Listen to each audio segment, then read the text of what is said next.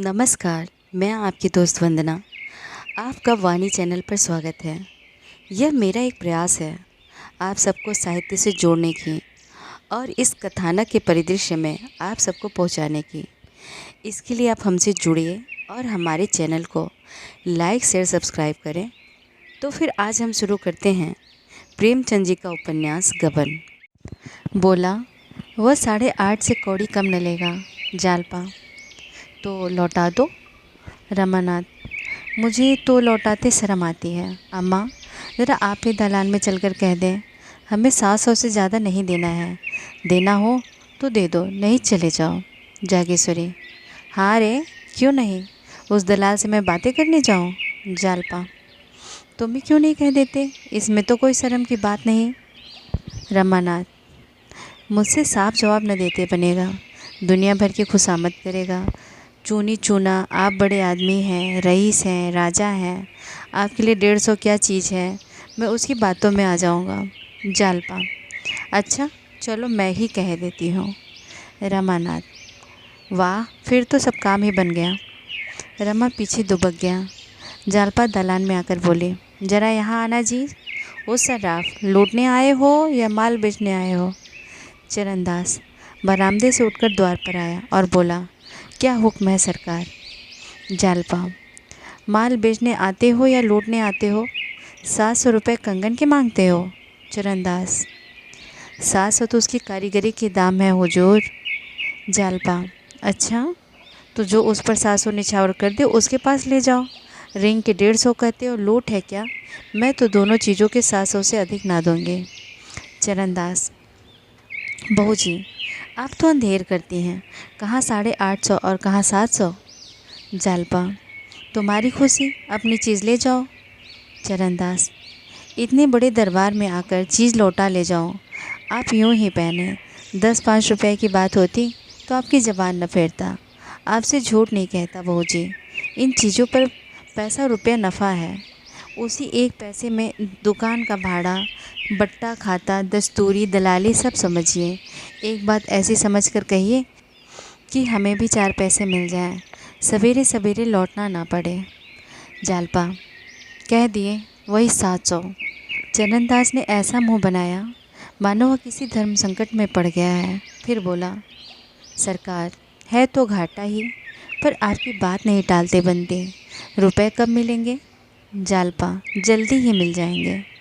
जालपा अंदर जाकर बोली, आखिर दिया कि नहीं 700 में। 150 रुपये साफ उड़ा लिए जाता था। मुझे पछतावा हो रहा है, कुछ और कम क्यों ना कहा। वे लोग इस तरह ग्राहकों को लूटते हैं।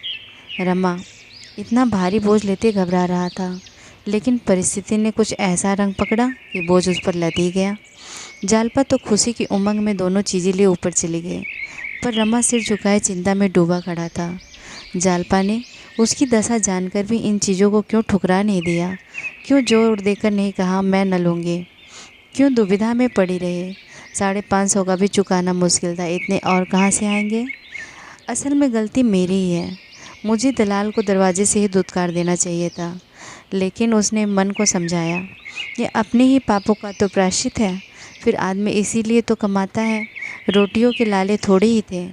भोजन करके जब रमा ऊपर कपड़े पहनने गया तो जालपा आईने के सामने खड़ी कानों में रिंग पहन रही थी। उसे देखते ही बोली, आज किसी अच्छे का मुंह देखकर उठी थी, 2 चीज़ें मुफ्त हाथ आ गए। रमा ने विस्मय से पूछा, मुफ्त क्यों, रुपए न देने पड़ेंगे। जालपा, रुपए तो अम्मा जी देंगी। रमानाथ, क्या कुछ कहती थी। जालपा, उन्होंने मुझे भेंट दी है तो रुपए कौन देगा।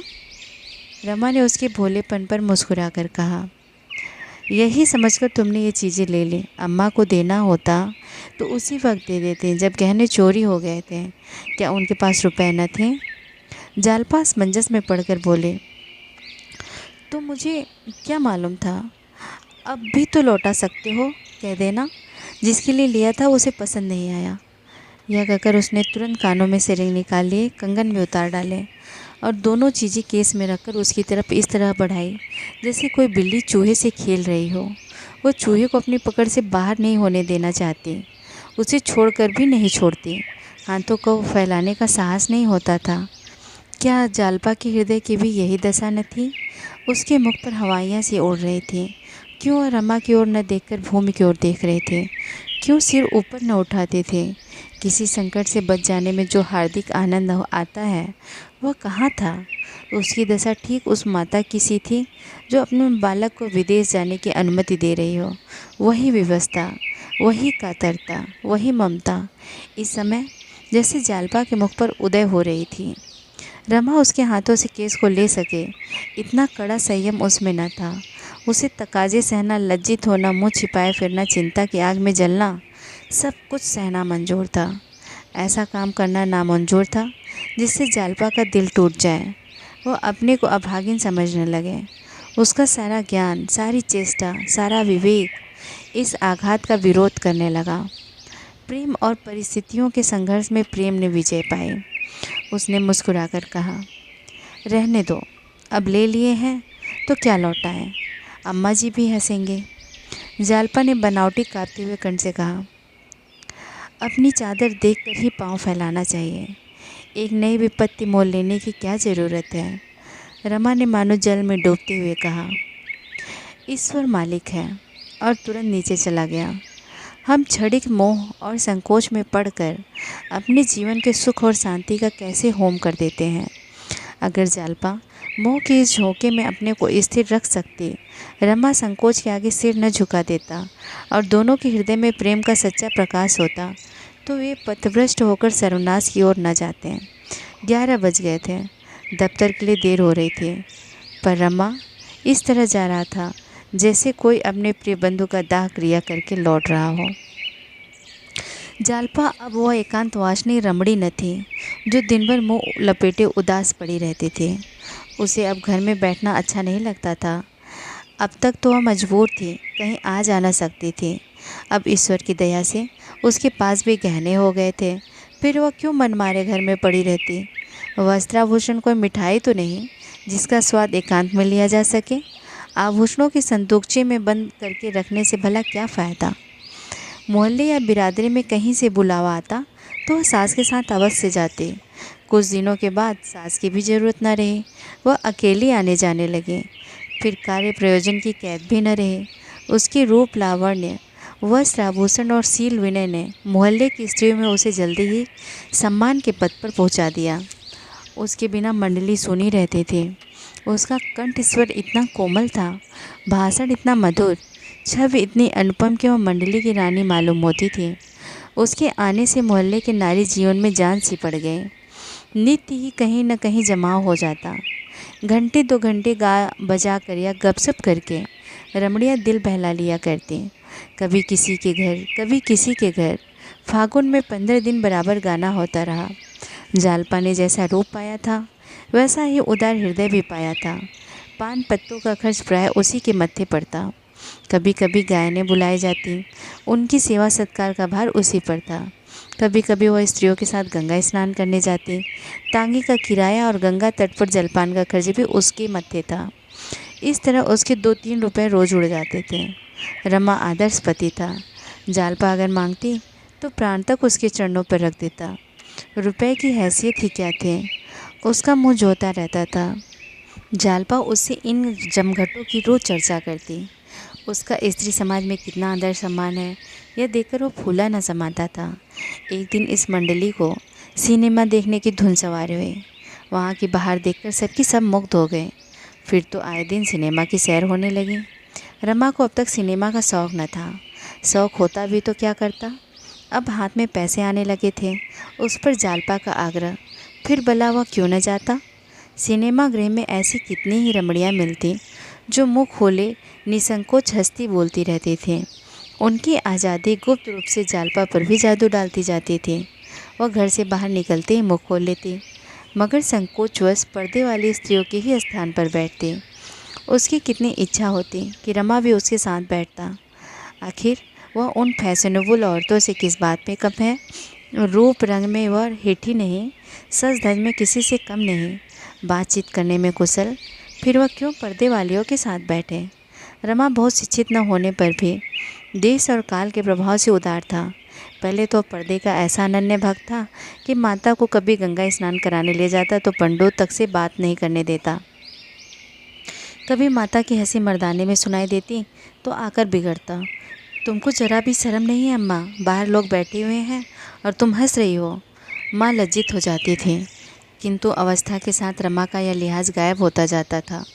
उस पर जालपा की रूप छटा उसके साहस को और भी उत्तेजित करती थी। जालपा रूपहीन, काली कलूटी, फूहड़ होती तो ज़बरदस्ती उसको पर्दे में बैठाता। उसके साथ घूमने या बैठने में उसे शर्म आती।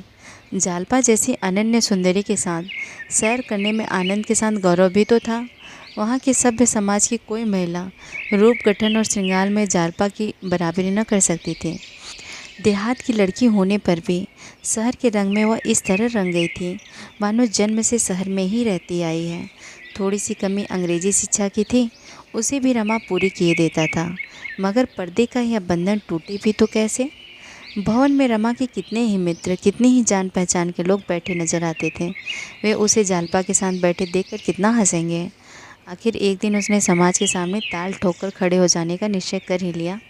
जालपा से बोला, आज हम तुम सिनेमा घर में साथ बैठेंगे। जालपा के हृदय में गुदगुदी सी होने लगे। हार्दिक आनंद की आभा चेहरे पर झलक उठी। बोली, सच? नहीं जी, साथ वालियाँ जीने नहीं देंगी। रमानाथ, इस तरह डरने से तो फिर कभी कुछ न होगा। यह क्या स्वांग है कि इसलिए मुँह छिपाएं, चिक की आड़ में बैठी रहें। इस तरह यह मामला भी तय हो गया कि पहले दिन दोनों झेपते रहें, लेकिन दूसरे दिन से हिम्मत खुल गई। कई दिनों के बाद वह समय भी आया कि रमा और जालपा संध्या समय पार्क में साथ साथ टहलते दिखाई देते। जालपा ने मुस्कुराकर कहा, कहीं बाबूजी देख लें तो। रमानाथ, तो क्या कुछ नहीं। जालपा, मैं तुम्हारे शर्म के गड़ जाऊं।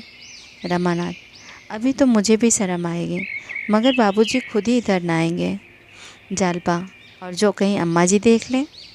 रमानाथ, अम्मा से कौन डरता है, 2 दलीलों में ठीक कर दूंगा। 10 ही 5 दिन में जालपा ने नए महिला समाज में अपना रंग जमा लिया।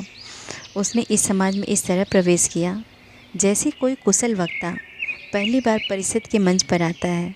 विद्वान लोग उसकी उपेक्षा करने की इच्छा होने पर भी उसकी प्रतिभा के सामने सिर झुका देते हैं। जालपा भी आई, देखा और विजय कर लिया।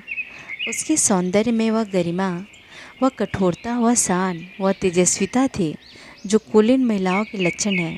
पहले ही दिन एक महिला ने जालपा को चाय का निमंत्रण दे दिया और जालपा इच्छा न रहने पर भी उसे अस्वीकार न कर सकी। जब दोनों प्राणी वहाँ से लौटे तो रमा ने चिंतित स्वर में कहा, तो कल इसकी चाय पार्टी में जाना पड़ेगा। जालपा, क्या करते, इनकार करते भी तो न बनता था। रमानाथ, तो सवेरे तुम्हारे लिए एक अच्छी सी साड़ी ला दूँ। जालपा, क्या मेरे पास साड़ी नहीं है, ज़रा देर के लिए 50-60 रुपये खर्च करने से क्या फ़ायदा। रमानाथ, तुम्हारे पास अच्छी साड़ी कहाँ है, इसकी साड़ी तुमने देखी, ऐसी ही तुम्हारे लिए भी लाऊंगा। जालपा ने व्यवस्था के भाव से कहा, मुझे साफ कह देना चाहिए था कि फुर्सत नहीं है। रमानाथ, फिर इनकी दावत भी तो करनी पड़ेगी। जालपा, यह तो बुरी विपत्ति गले पड़ी। रमानाथ, विपत्ति कुछ नहीं है, सिर्फ यही ख्याल है कि मेरा मकान इस काम के लायक नहीं है। मेज़, कुर्सियाँ, चाय के सेट रमेश के यहाँ से मंगा लाऊंगा, लेकिन घर के लिए क्या करूं। जालपा, क्या यह ज़रूरी है कि हम लोग भी दावत करें। रमा ने ऐसी बात का कुछ उत्तर न दिया। उसे जालपा के लिए एक जूते की जोड़ी और सुंदर कलाई की घड़ी की फिक्र पैदा हो गई। उसके पास कौड़ी भी न थी। उसका खर्च रोज़ बढ़ता जाता था। अभी तक गहने वालों का 1 पैसा देने की नौबत ना आई थी। एक बार गंगू महाराज ने इशारे से तकाजा भी किया था, लेकिन यह भी तो नहीं हो सकता था कि जालपा फटेहाल चाय पार्टी में जाए। नहीं, जालपा पर वह इतना अन्याय नहीं कर सकता। इस अवसर पर जालपा की रूप शोभा का सिक्का बैठ जाएगा। सभी तो आज चमाचम साड़ियाँ पहनी हुई थी, जड़ाऊ कंगन और मोतियों के हार की भी तो कमी न थी, पर जालपा अपने सादे आवरण में भी उनसे कोसों आगे मालूम पड़ती थी। उसके सामने एक भी नहीं जचती थी। यह मेरे पूर्व कर्मों का फल है कि मुझे ऐसी सुंदरी मिली। आखिर यही तो खाने, पहनने और जीवन का आनंद उठाने के दिन है। जब जवानी में सुख न उठाया तो तो बुढ़ापे में क्या कर लेंगे? बुढ़ापे में मान लिया धन हुआ ही तो क्या, यौवन बीत जाने पर विवाह किस काम का। जालपा के लिए साड़ी और घड़ी लाने की धुन उसके सिर पर सवार हो गई। रात भर तो उसने किसी तरह सब्र किया, लेकिन दूसरे दिन उसने दोनों चीज़ें लाकर ही दम लिया। जालपा ने झुंझला कर कहा, मैंने तो तुमसे कहा था कि इन चीज़ों का काम नहीं है। 150 से कम की तो ना होंगी। रमानाथ, 150? इतना फिजूल खर्च मैं नहीं हूँ। जालपा, 150 से कम की चीज़ें नहीं हैं। जालपा ने घड़ी कलाई पर बांध ली और साड़ी को खोलकर मंत्रमुग्ध नज़रों से देखा। रमानाथ, तुम्हारी कलाई पर यह घड़ी कैसे खिल रही है? मेरे रुपए वसूल हो गए। जालपा, सच बताओ कितने रुपए खर्च हुए? रमानाथ, सच बता दो, 135 रुपये हैं। 75 रुपये की साड़ी, 10 के जूते और 50 की घड़ी। जालपा, ये 150 ही हुए हैं। मैंने कुछ बढ़ाकर थोड़े कहा था। मगर यह सब अदा कैसे होंगे? उस चुड़ैल ने व्यर्थ ही मुझे निमंत्रण दे दिया। अब मैं बाहर जाना ही छोड़ दूँगी। रमा भी इसी चिंता में मग्न था, पर उसने अपने भाव को प्रकट करके जालपा के हर्ष में बाधा न डाली। बोला, सब अदा हो जाएगा। जालपा ने तिरस्कार के भाव से कहा, कहाँ से अदा हो जाएगा, ज़रा सुनो। कौड़ी तो बचती नहीं, अदा कहाँ से हो जाएगा? वह तो कहो बाबूजी घर का खर्च संभाले हुए हैं, नहीं तो मालूम होता। क्या तुम समझते हो कि मैं गहने और साड़ियों पर मरती हूँ? इन चीज़ों को लौटा आओ। रमा ने प्रेमपूर्ण नज़रों से देखकर कहा, इन चीज़ों को रख लो, फिर तुमसे बिना पूछे कुछ न लाऊंगा। संध्या समय जब जालपा ने नई साड़ी और नए जूते पहने, घड़ी कलाई पर बांधी और आईने में अपनी सूरत देखी, तुम्हारे गर्व और उल्लास के उसका मुखमंडल प्रज्वलित हो उठा। उसने उन चीज़ों को लौटाने के लिए भले ही उस समय सच्चे दिल से कहा हो, पर इस समय वह इतना त्याग करने के बिल्कुल तैयार नहीं थी। संध्या समय जालपा और रमा छावनी की ओर चले। महिला ने केवल बंगले का नंबर बता दिया था। बंगला आसानी से मिल गया। फाटक पर साइन बोर्ड था, Indu Bhushan advocate high court. अब रमा को मालूम हुआ कि वह महिला पंडित इंदु भूषण की पत्नी थी। पंडित जी काशी के नामी वकील थे। रमा ने उन्हें कितनी ही बार देखा था, पर इतने बड़े आदमी से परिचय का सौभाग्य उसे कैसे होता?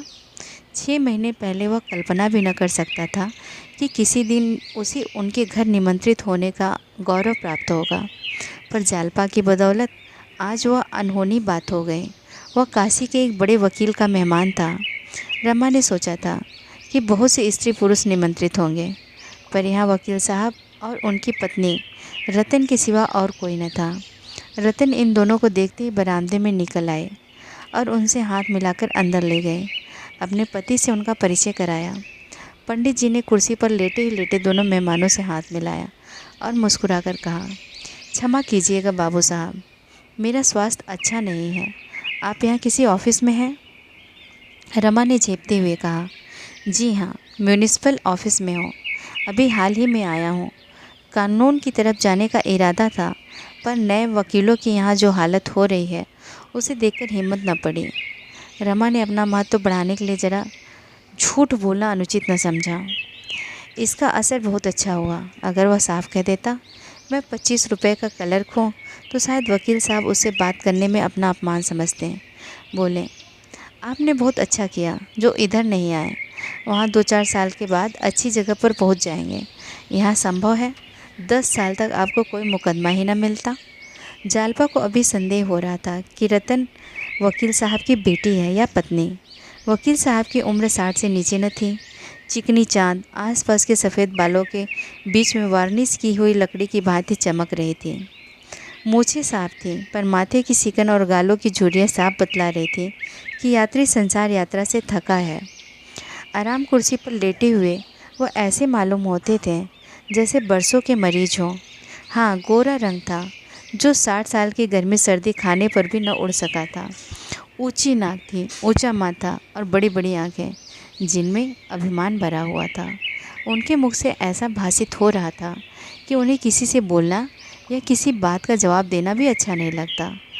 इसकी प्रतिकूल रतन सांवली सुगठित युवती थी, बड़ी मिलनसार, जिसे गर्व ने छुआ तक न था। सौंदर्य का उसके रूप में कोई लक्षण न था। नाक चिपटी थी, मुँह गोल, आंखें छोटी, फिर भी वह रानी सी लगती थी।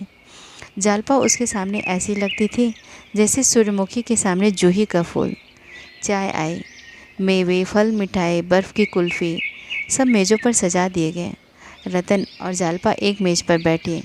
दूसरी मेज़ रमा और वकील साहब की थी। रमा मेज़ के सामने जा बैठा, मगर वकील साहब अभी आराम कुर्सी पर ही लेटे हुए थे। रमा ने मुस्कुराकर वकील साहब से कहा, आप भी तो आएँ। वकील साहब ने लेटे लेटे मुस्कुराकर कहा, आप शुरू कीजिए, मैं भी आया जाता हूँ। लोगों ने चाय पी, फल खाए, पर वकील साहब के सामने हंसते बोलते रमा और जालपा दोनों ही झिझकते थे। जिंदा दिल बुड्ढों के साथ तो सोहबत का आनंद उठाया जा सकता है, लेकिन ऐसे रूखे निर्जीव मनों से जवान भी हों तो दूसरों को मुर्दा बना देते हैं। वकील साहब ने बहुत आग्रह करने पर 2 घुट चाय पी। दूर से बैठे तमाशा देखते रहे। इसलिए जब रतन ने जालपा से कहा कि चलो हम लोग ज़रा बगीचे की सैर करें, इन दोनों महाशयों को समाज और नीति की विवेचना करने दें, तो मानो जालपा के गले का फंदा छूट गया। रमा ने पिंजड़े में बंद पक्षी की भांति उन दोनों को कमरे से निकलते देखा और एक लंबी सांस ली। अगर वह जानता कि हाँ, यह विपत्ति उसके सिर पड़ जाएगी तो आने का नाम न लेता। वकील साहब ने मुँह सिकोड़कर पहलू बदलते हुए निराश स्वर में कहा, मालूम नहीं पेट में क्या हो गया है, कोई चीज़ हजम ही नहीं होती। दूध भी नहीं हजम होता। चाय को लोग न जाने क्यों इतने शौक़ से पीते हैं। मुझे तो इसकी सूरत से भी डर लगता है। पीते ही बदन में ऐंठन सी होने लगती है और आँखों से चिंगारियाँ निकलने लगती हैं। रमा ने कहा, आपने हाजमे की कोई दवा नहीं की? वकील साहब ने अरुचि भाव से कहा, दवाओं पर मुझे रत्ती भर भी यकीन नहीं। इन वैद्य और डॉक्टरों से ज़्यादा बेसमझ आदमी संसार में न मिलेंगे। किसी में निदान की शक्ति नहीं। 2 वैद्यों 2 डॉक्टरों के निदान कभी न मिलेंगे। लक्षण वही है, पर एक वैद्य रक्त दोष बतलाता है, दूसरा पित्त दोष। एक डॉक्टर फेफड़े की सूजन बतलाता है, दूसरा आमाशय का विकार। बस अनुमान से दवा की जाती है और निर्दयता से रोगियों की गर्दन पर छुरी फेरी जाती है। इन डॉक्टरों ने मुझे तो अब भी जहन्नुम में पहुंचा दिया होता, पर मैं उनके पंजे से निकल भागा।